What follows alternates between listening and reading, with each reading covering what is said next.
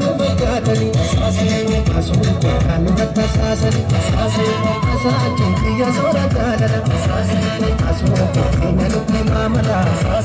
dibaabee biyya soota sootuma asuun kaatu jira waatu asaachi biyya tole waa tole asuun oomali walii galee asuun eegale walii galee asuun oomali walii galee